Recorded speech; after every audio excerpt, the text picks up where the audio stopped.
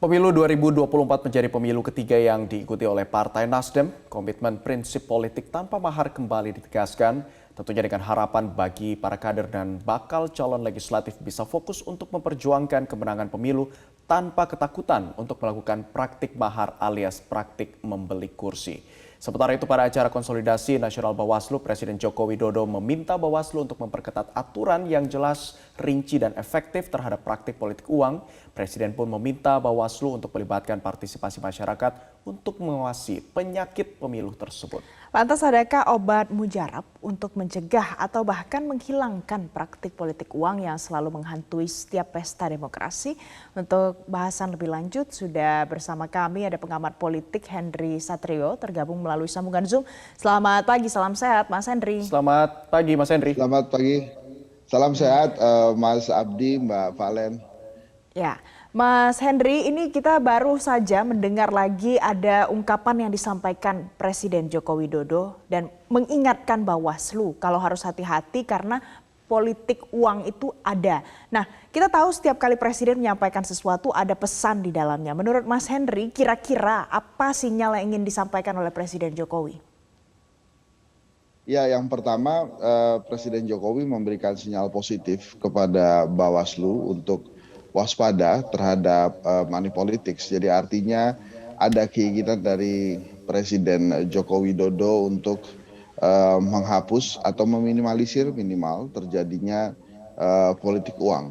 Hanya memang kemudian pertanyaannya politik uang yang dimaksud oleh Presiden itu sebesar apa cakupannya, karena kalau kemudian money politics ini atau politik uang ini diterjemahkan pemberian termasuk barang gitu ya, maka sangat baik sekali anjuran Presiden ini dilakukan. Apa yang dilakukan oleh Partai Nasdem misalnya tanpa mahar itu adalah salah satu hal penting, terobosan yang baik sekali untuk mengeliminir atau meminimalisir terjadinya politik uang. Nah, kemudian pendidikan publik yang harus dilakukan oleh partai politik bahwa tidak adanya politik uang atau memilih berdasarkan akal sehat, kemudian memilih berdasarkan kriteria-kriteria yang diinginkan tanpa embel-embel barang atau uang, itu akan sangat baik sekali. Memang kalau dari hasil survei kedai kopi selama ini masih terjadi politik uang di beberapa daerah di Indonesia, bahkan mungkin seluruh Indonesia ya. Jadi antara 6-72%. Nah, yang terkecil memang itu ada di daerah Sumatera Barat, sementara yang tertinggi ada di Jawa Tengah. Kenapa hal ini terjadi? Memang ada beberapa hal yang membuat masyarakat tergoda atau sang peserta pemilu tergoda untuk memberikan uang, karena memang dianggapnya bila ada imbalan maka masyarakat bisa memberikan suara untuk dirinya. 6-72% itu artinya Mas Abdi, Mbak Valen, bila Anda memberikan ke 100 orang itu 6 orang sampai 72 orang yang akan memilih Anda gitu ya. Jadi kalau yang kedewasaan sudah tinggi, jadi artinya memilih ya tidak berdasarkan uang, itu dari 100 orang ya cuma 6 orang tuh yang memberikan pilihan gitu ya. Dan kemudian politik uang ini juga dari sisi waktu itu ada beberapa tahapannya tuh. Ada yang kemudian memberikannya jelang masuk TPS, ada yang setelah TPS, tapi intinya adalah sebuah gerakan yang kemudian mencederai sebuah proses demokrasi ini memang harus dieliminasi gitu ya.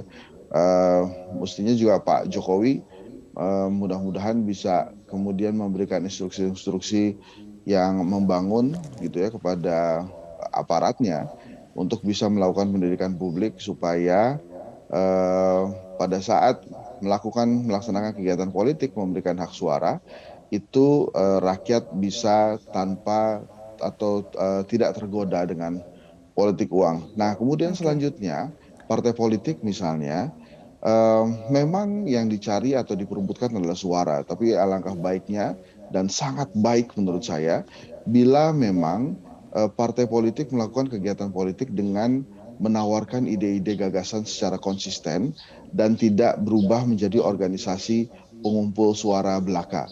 Nah ini kalau Baik. jadi organisasi pengumpul suara akhirnya mereka cari suara sampai beli-beli suara gitu ya, quote Baik. unquote, mencari suara dengan tidak melakukan politik dengan bersih gitu kira-kira Mas Aldi. Baik, Mas Henry, tapi kalau dari analisis Anda, celah-celah atau tahapan mana dalam pemilu yang ini berpotensi besar ataupun rawan terjadi adanya praktik politik uang? Sebetulnya yang harus kita soroti itu adalah kelompok yang lebih kecil dalam pemilu. Bila kita bicara politik uang, siapa itu? Adalah para penyelenggara pemilu. Jadi artinya memang kedewasaan berpolitik para penyelenggara pemilu ini juga harus dibina dari sekarang dalam artian integritas para eh, panitia atau pekerja atau pengawas pemilu itu harus tinggi sehingga tidak tergoda para peserta pemilu untuk melakukan politik uang gitu ya. Mungkin kita mesti explore beberapa isu-isu yang terjadi di masyarakat, misalnya bagaimana ada praktek jual beli suara misalnya pada hari H, atau ada suara-suara yang tidak digunakan atau suara-suara yang kalah kemudian bisa dialihkan misalnya ke orang yang lain dan lain-lain gitu ya. Saya rasa sangat paham bagaimana penyelenggara pemilu terutama Bawaslu untuk mencegah politik uang. Sebetulnya kan di Indonesia ini pemilu itu nggak kurang-kurang aparatnya gitu ya. Ada penyelenggara pemilu yang namanya KPU. Kemudian kita untuk menjaga supaya netralitas dan integritas KPU ini terjadi, kita buat Bawaslu. Belum cukup juga kita kemudian terbitkan atau membuat organisasi yang namanya DKPP, Dewan Kehormatan. Jadi sebetulnya ada tahapan-tahapan ke arah sana. Setelah itu pun aparat pun juga di sana bekerja. Oke. Untuk mencegah lagi, ada lagi yang namanya lembaga-lembaga survei yang melakukan quick count. Sebenarnya tahapan-tahapan itu sudah berusaha untuk dicegah gitu ya, tapi memang em, harus ada keinginan dan kemudian sebuah willing atau keinginan besar sekali dari para peserta pemilu untuk mencegahnya. Apa Baik. yang dilakukan Nasdem dengan tanpa mahar atau kemudian cerita-cerita di beberapa daerah yang mengeluarkan uang, bupati wali kota atau gubernurnya mengeluarkan uang hanya sedikit, sebatas hanya kampanye saja tapi tidak ada untuk bingkisan-bingkisan, juga itu merupakan hal yang positif gitu. Sebetulnya Baik. kalau semuanya mau kompak tidak memberikan uang dan bingkisan untuk mendapatkan suara, ini insya Allah lama-lama akan minimal atau terminimalisir Mas Henry, pemilu kita sehingga lebih bersih. Kenapa? Ya, siap Mbak Valen, gimana? ini baru masuk tahap awal saja, kemarin di verifikasi faktual, khususnya ini kita soroti penyelenggaranya, KPU dan Bawaslu. Di verifikasi faktual ada dugaan manipulasi. Nah, muncul krisis kepercayaan publik pada penyelenggara pemilu, khususnya KPU. Ya. Apa yang harus diperbaiki oleh KPU terkait dengan hal ini supaya nantinya tidak ada lagi krisis-krisis lanjutan, apalagi praktik politik uang yang menimbulkan krisis kepercayaan publik itu makin meningkat. Ya, yang tadi saya utarakan itu kan isu-isu yang harus dibuktikan ya. Tapi kalau menjawab pertanyaan Mbak Valen, ini sebetulnya transparansi yang harus jelas dalam setiap tahapan pemilu misalnya. Kemarin dari 18 partai politik yang lolos verifikasi administrasi atau lolos administrasi, itu kemudian verifikasi faktual ada satu yang tidak lolos gitu ya. Nah, yang satu ini mengajukan gugatan-gugatan. Nah, itu bagus juga. Nah, dalam gugatan-gugatan itu kemudian kan kita bisa lihat dari sisi transparansinya berhasil atau tidak. Kita punya pengalaman ada beberapa partai politik yang tidak lolos verifikasi faktual kemudian mengajukan gugatan, akhirnya lolos juga menjadi peserta pemilu. Jadi kunci dari apa yang disampaikan oleh atau dipertanyakan atau keinginan dari Mbak Valen ini adalah transparansi dari penyelenggara pemilu gitu. Nah, seberapa berani transparannya penyelenggara pemilu ini juga penting. Nah, makanya saya katakan sejak awal juga Bawaslu harusnya bisa melakukan hal-hal yang tidak hanya menstempel apa yang diperbolehkan oleh KPU, tapi juga benar-benar melakukan pengawasan gitu ya. Karena cakupan money politics ini akhirnya akan luas sekali. Misalnya bukan hanya memberikan uang atau bikisan, bagaimana bila menjadi sponsor gitu, atau bagaimana bila membangunkan sesuatu atau membuatkan sesuatu bagi sekelompok masyarakat. Misalnya kan ada juga tuh cerita-cerita bagaimana seorang caleg gitu ya, calon legislatif bisa membuatkan kelompok masyarakat jembatan atau memperbaiki jalan di depannya, kemudian setelah kalah akhirnya marah-marah nih si caleg nih. Nah ini kan juga bentuk-bentuk money politics, jadi jangan hanya diartikan memberikan uang saja, tapi bingkisan, kemudian ada sponsor-sponsor kegiatan, itu juga bisa kita sebut Baik, money politics. Nah, baik. biasanya orang-orang yang melakukan money politics atau kelompok-kelompok yang melakukan money politics ini tidak memiliki kedekatan dengan rakyat di daerah yang memang akan menjadi konstituen mereka. Jadi telat masuk Oke. atau kemudian ada hambatan-hambatan misalnya bukan di daerahnya, itu sehingga Baik, perlu pendekatan Mas lagi, perlu Henry. waktu lagi dan lain-lain. Ya, Mas Henry, tapi kalau kita melihat secara lebih detail dari sisi regulasinya, baik itu dari PKPU-nya sendiri, sebenarnya bagaimana cakupan dari praktik politik uang ini yang diatur dalam PKPU sendiri? Ya, sebetulnya yang saya sebutkan tadi itu ada dalam peraturan yang tidak boleh memberikan uang, tidak memberikan bingkisan dan lain-lain dan lain-lain. Tapi pada kenyataannya kan memang sulit ya Bawaslu untuk mengawasi pelaksanaan di seluruh Indonesia dengan detail gitu. Apalagi biasanya pelaku politik uang ini, pemberi atau penerima, biasanya itu kompakan nggak ngomong maksudnya ya. Biasanya yang marah-marah itu adalah yang memberikan kemudian tidak dipilih.